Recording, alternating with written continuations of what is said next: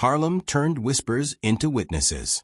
In a back room that smelled of cigar smoke and spilled rye, a card game stalled over something stupid, an owed dollar, a bumped shoulder, pride that wouldn't sit down.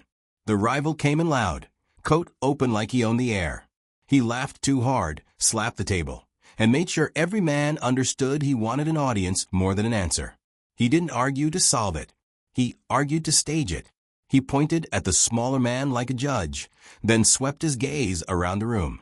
"Which one of you is with him?" he said, smiling, daring somebody to breathe wrong. Chairs creaked. Eyes dropped. Nobody wanted to be first, because first meant chosen. Bumpy Johnson didn't move. He sat off to the side, quiet as a closed door, watching without giving the show applause. The rival kept talking, feeding on the silence, mistaking it for fear. He stepped closer, voice climbing, hands cutting the air like he could carve respect in front of everyone. Then the knife flashed, one sudden swing. Not a brawl, not a warning, just a clean, terrible decision. The blade kissed a face, and a whole world went dark. Instant blindness. The man's mouth opened, but the sound didn't come right away. That was the moment the room froze, waiting for the next sound to be a scream. Cards lay forgotten. A glass trembled on the table and somehow didn't fall. The rival stood there, chest heaving, waiting for the room to break, waiting for panic to crown him king. Bumpy still didn't raise his voice. He didn't rush to the injured man or lunge at the attacker. His calm wasn't mercy, it was control. He let the silence stretch until it became a wall, until the rival's swagger started to look like a mistake made in public. Bumpy rose, slow, and stepped forward like he was crossing a street. He reached into his pocket, pulled out a handkerchief, and placed it gently on the table, right beside the bloody cards. Then he looked at the rival and spoke softly enough to make every man lean in. "Now we all know," he said, "what happens when you try to entertain yourself in my Harlem." No one moved.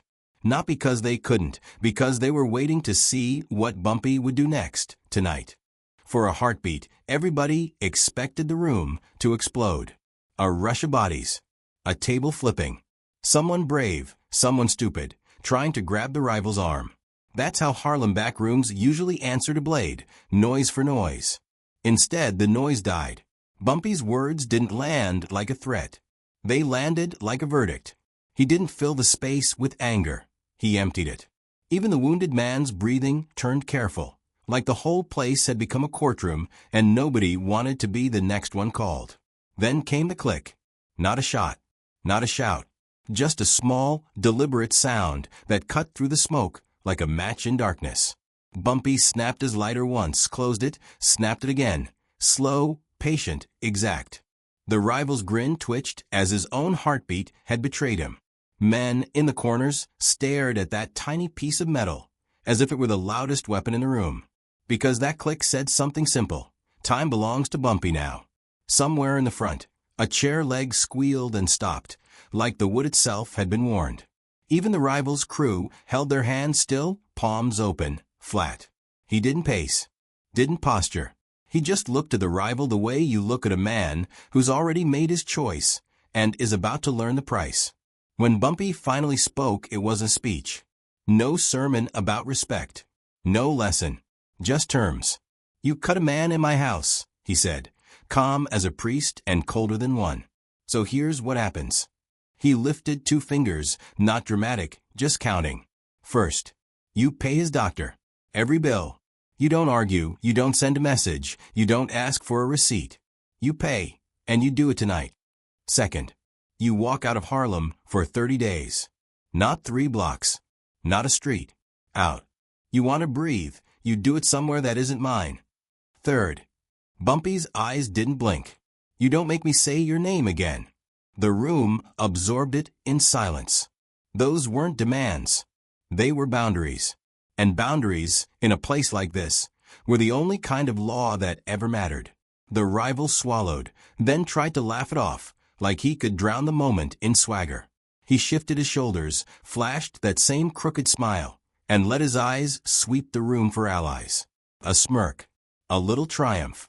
Like he'd found a loophole. Bumpy watched him do it, and didn't correct him. He snapped the lighter one more time and let the click hang there, promising that the real consequences hadn't even started yet. Harlem didn't run on speeches. It ran on understandings. On who could collect a debt without raising their voice. On who could walk a block and make the dice game quiet itself. Money moved hand to hand like a secret. Respect moved faster, and territory was measured in doorways. One step too far, and a man found out what he really owned. There were rules, but nobody wrote them down. You didn't embarrass a man in public unless you were prepared to finish it. You didn't spill blood inside somebody else's room unless you were ready to pay for the floor. You didn't threaten the wrong people with the right confidence, because Harlem loved confidence, right up until it turned into a funeral. Most predators in that world hunted with noise. They used crowds, guns, and sudden rage. They made themselves big, so everybody would feel small. That kind of power burned hot and quick, bright enough to blind, but easy to track. Harlem learned how to survive those men. You waited them out. You watched them get greedy. You let them talk until they made mistakes. Bumpy Johnson was built different. He didn't need the room to fear him right away. He needed the room to remember him later. Patient, observant, quiet enough that arrogance forgot he was there. He could sit through an insult the way other men sat through prayer, still, focused, storing every syllable. And when he decided a line had been crossed, he didn't rush to correct it. He adjusted the world around it, so the correction became inevitable. Before tonight, the balance in Harlem was a seesaw. Italians with their suits and their numbers. Local hitters with loud reputations. Corner bosses who thought volume was authority.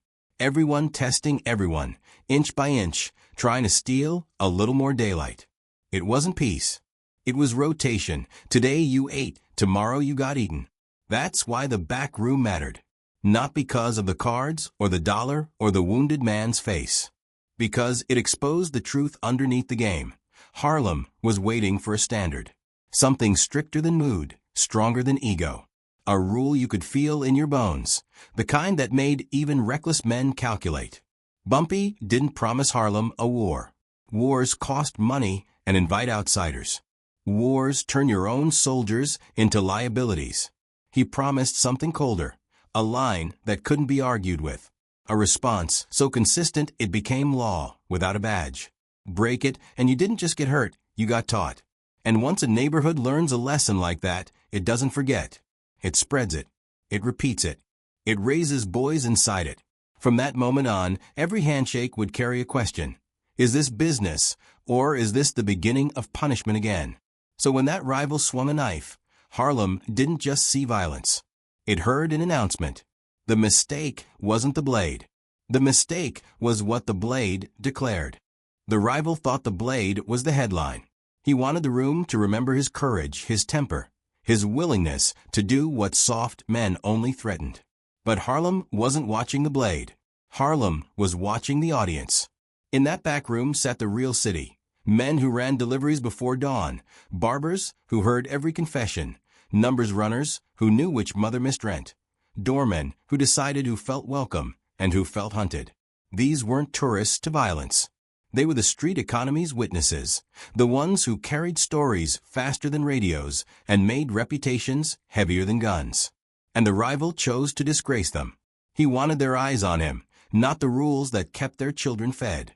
He didn't just cut a man. He turned order into a joke in front of people who depended on order to survive.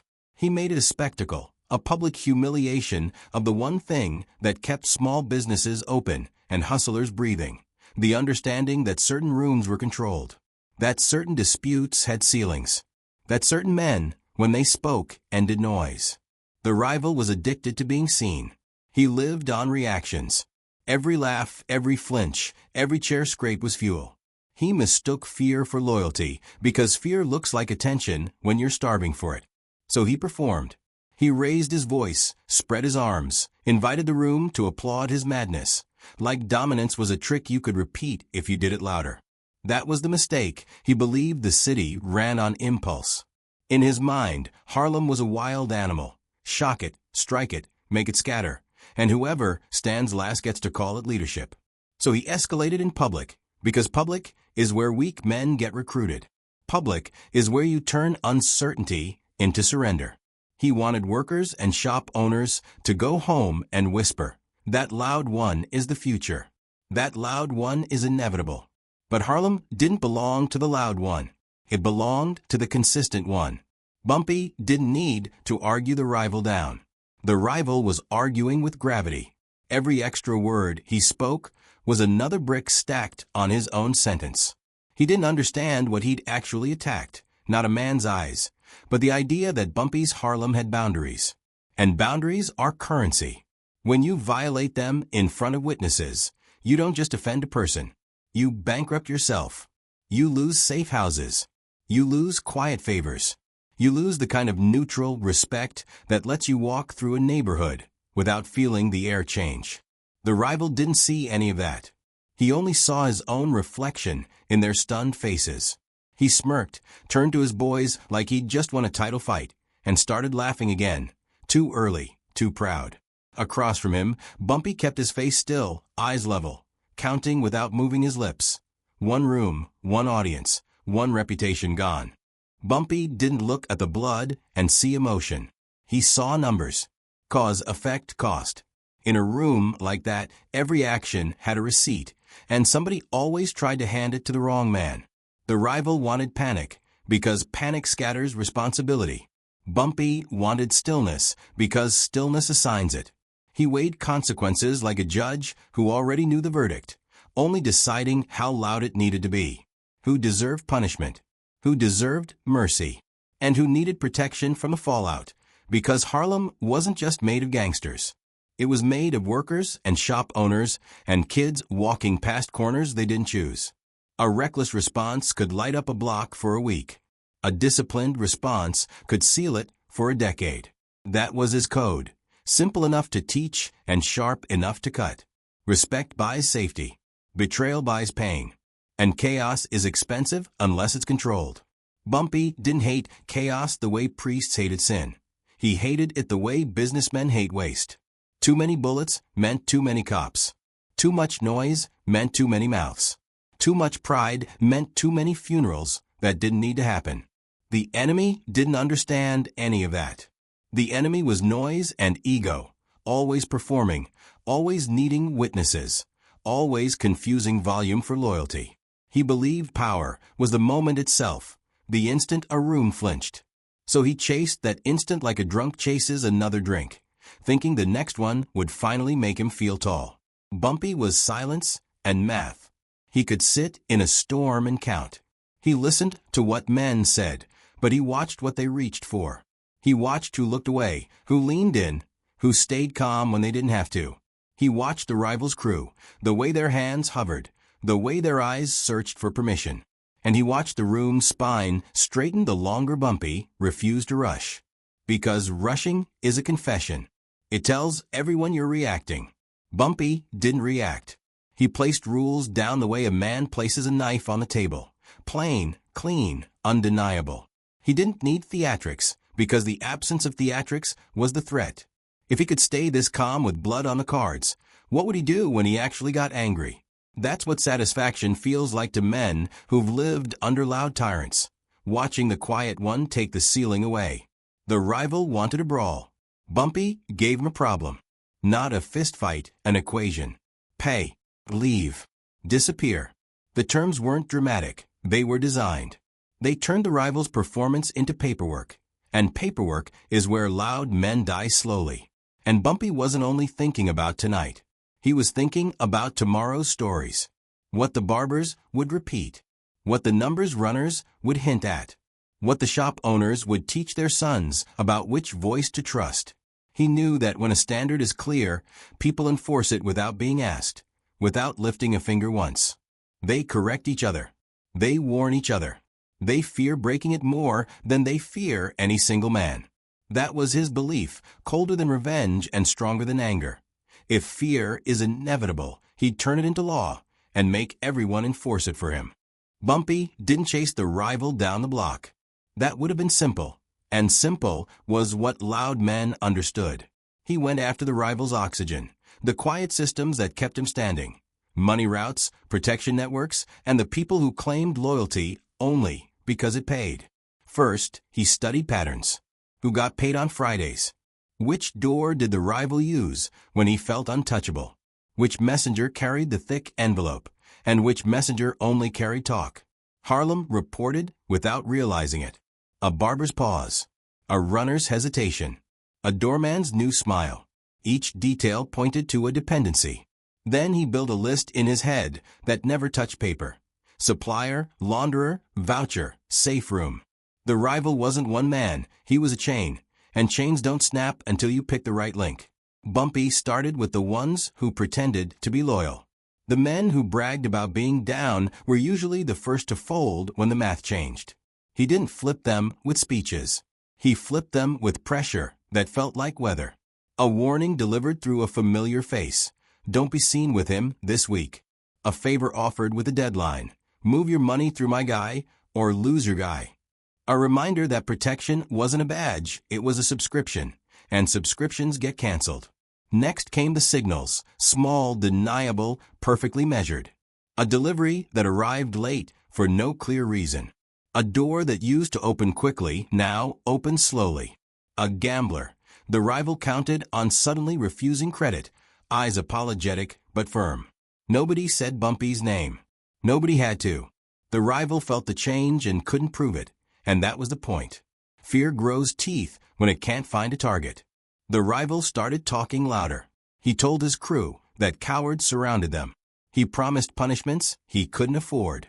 He made public jokes about quiet kings, trying to laugh his way back into control. But each joke was a flare. Each public threat forced his people to choose. Follow him into fire or step aside before they got burned too. Bumpy kept tightening, one notch at a time. He leaned on the laundering spots, back office ledgers, friendly clerks, businesses that liked dirty money as long as it arrived clean. He didn't shut them down with raids. He redirected. A new handler, a new fee, a new recommendation that sounded optional until it wasn't. The rival's cash began to move like it was walking through mud. Then he touched the protection network. Not the cops themselves, too loud, too risky, but the little agreements around them. The call that made a patrol car turn early. The tip that kept a warrant from landing on the right desk. Bumpy didn't need the whole system. He only needed to borrow it at the right hour. One night, the rival's lookout got picked up for something petty and held just long enough to miss a meeting. Another night, a friendly face didn't show, and the rival stood alone with his confidence. Paranoia did the rest. The rival began suspecting everyone, which meant he trusted no one, which meant he made decisions by himself. Fast, sloppy, emotional. He slapped a lieutenant in front of strangers. He accused a supplier without proof. He doubled collections to prove strength and created enemies he couldn't count. From the outside, it looked like ambition. Inside, it was self-destruction wearing a smile. All the while, Bumpy stayed quiet. He let Harlem watch the rival's mouth run while his foundation cracked.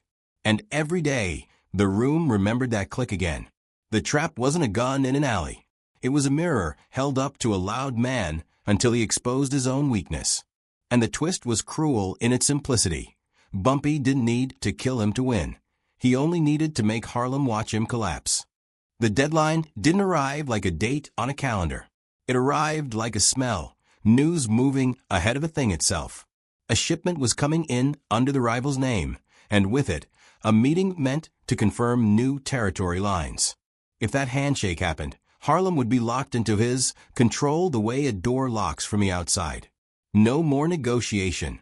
No more, maybe. Just a new order stamped in public. Bumpy treated the next 72 hours like a controlled storm. He didn't stop the wind. He aimed it. He let rumors travel, but only the ones that forced the rival to act. He let certain men hear that the docks were watched, that the trucks were delayed, that a cousin in the police garage was asking questions. Nothing you could quote. Nothing you could arrest. Just enough grit in the gears to make a loud man panic. In hour one, the rival went hunting for certainty. He showed up at a barber shop he'd never entered before, smiling too wide, asking about loyalty like it was a haircut. Hour 12. He sent boys to corners that weren't his, standing with their coats open to show metal. Hour 24, he raised collections, demanded tribute, and pushed old shop owners with new rules. He thought he was proving dominance. Bumpy watched him write evidence with his own hands. Because that was the trap inside the countdown. The rival couldn't stay quiet. Every threat was a witness. Every show of force was a map. Every angry visit created a name, a face, a reason for someone to talk later. Bumpy didn't need to catch him with a gun. He needed Harlem to catch him in the act of becoming unbearable. So Bumpy placed the proof where the proof liked to sit.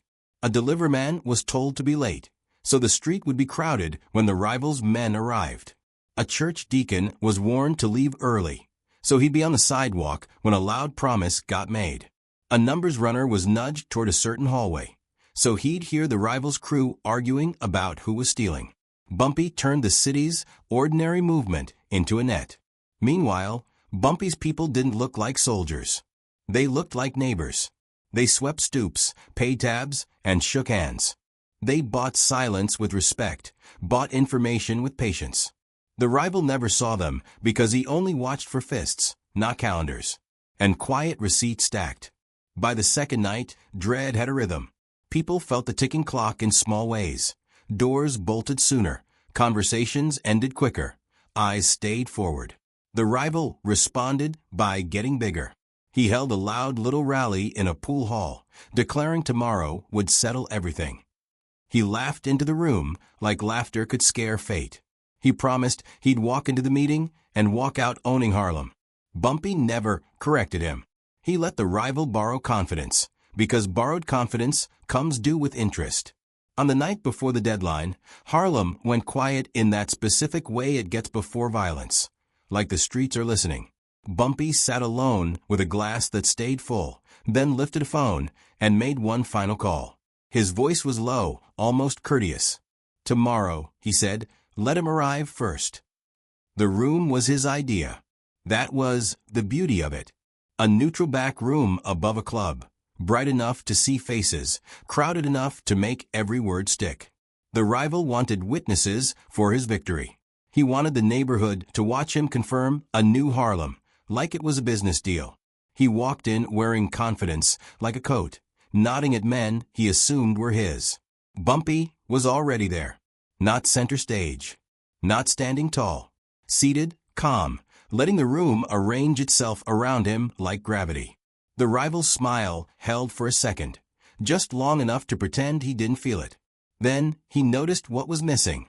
His army. The bodies were there, sure. Men lined along the walls. Familiar faces scattered in the crowd. But their eyes weren't lit with loyalty. They were lit with curiosity. Like they'd come to watch, not fight. Like this was entertainment again, only this time, he wasn't the star. He was the question. And then the doors closed. Not slammed. Not dramatic. Just closed, one after another. The way a place closes when business is about to be handled. A latch clicked. A bolt slid. The exits didn't disappear. They became irrelevant. The room's energy tightened, and the rival felt it in his throat. He turned slightly, looking for his loudest lieutenant, his reassurance, and saw the man's gaze drift away. Bumpy didn't move. He didn't need to. The trap wasn't a circle of guns. It was a circle of choices. "Sit," Bumpy said, and the word didn't sound like a request. The rival laughed, because that was his religion. "You think you can tell me?" Bumpy raised a hand, not to threaten, but to stop the noise the way you stop a record before it scratches. The room obeyed that hand. That was the first humiliation, not that Bumpy silenced him, but that everybody helped. Bumpy spoke like he was counting money. "You wanted a meeting. Here it is. You wanted witnesses. Look around." The rival's eyes darted again. He realized the crowd wasn't his shield. It was his cage. Every man in there would leave with a story, and every story would have a winner. Bumpy leaned forward just enough to make it personal. "You got terms. No sermon. No anger. Just the same clean rules, delivered in a room built for public memory. You step back," Bumpy said. "You keep your people off my corners. You pay what you owe for what you did. And you do it with your face up, so Harlem knows you understand." The choice landed heavily. Submit publicly and become smaller than the men he bullied. Or lash out and prove, in front of everyone, that he was exactly what Bumpy had been quietly describing all along, a reckless animal pretending to be a king. The rival's jaw flexed. Pride fought survival. He could feel the choke of his own ego tightening, because in his world, backing down was death. But in Bumpy's world, refusing terms was worse. He shifted his weight, hand drifting toward his coat. A final reach for power, for something solid, something that would let him turn the room back into chaos. Bumpy didn't flinch. The rival's fingers closed and found nothing in his hand. No weapon. No certainty. Just empty cloth and the sudden understanding that even his pockets didn't belong to him anymore. The rival stood there with his hand still half inside his coat, like the room had caught him mid-thought. He looked around for outrage, for backup, for somebody to turn this back into a brawl. Anything that would let him hide inside noise. Nobody gave it to him. Men who used to laugh at his jokes kept their faces blank. A few stared at the floor, like the wood had suddenly become interesting. Even his own people shifted their feet and found reasons not to meet his eyes. That was the real injury, not what Bumpy could do to him, what Harlem was choosing to do without being told. Because Bumpy had rewritten what safe meant. Safe wasn't the loudest voice in the room anymore.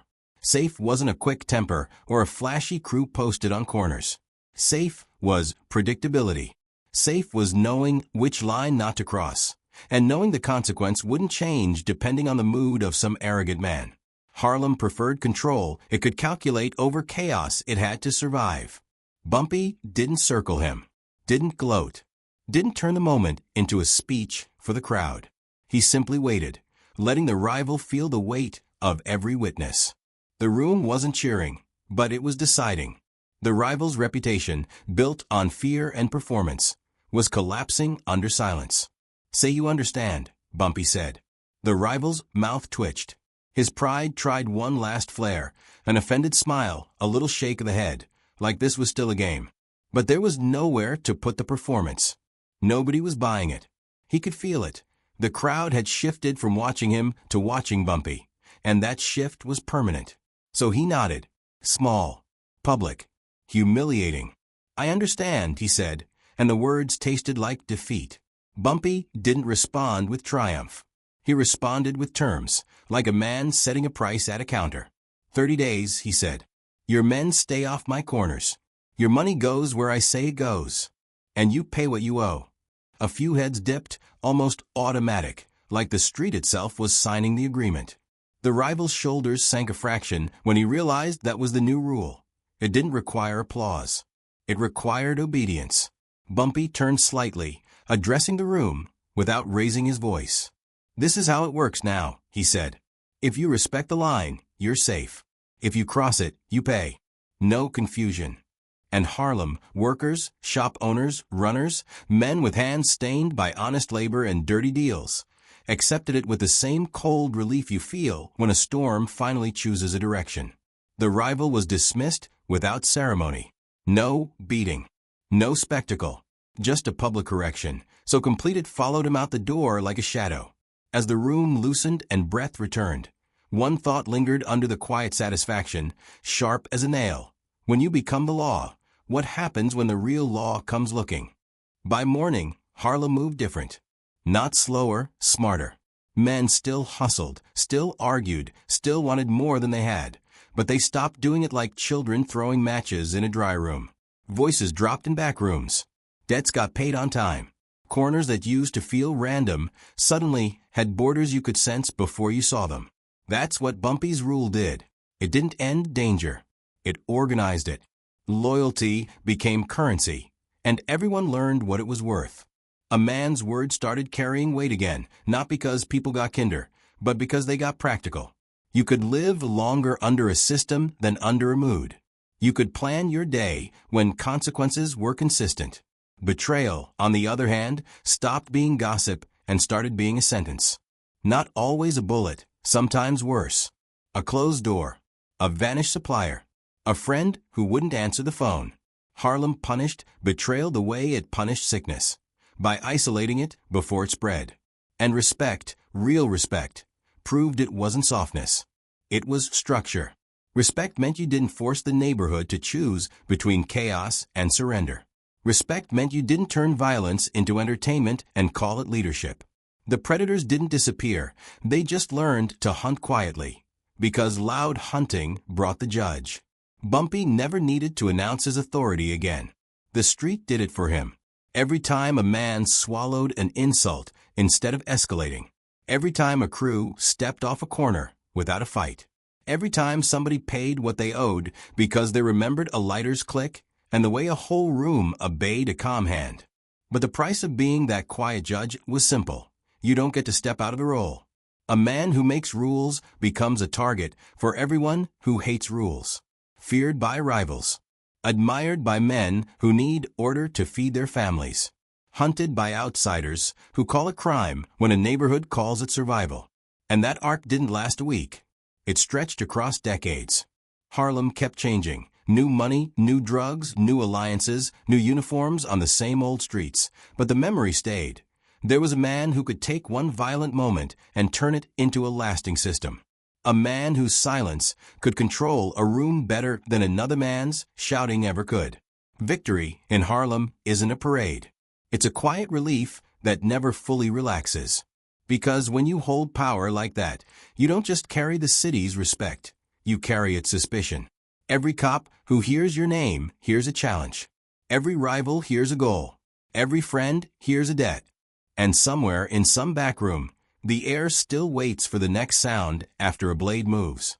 In Harlem, the next swing is always waiting, and the law is whoever stays calm enough to write it.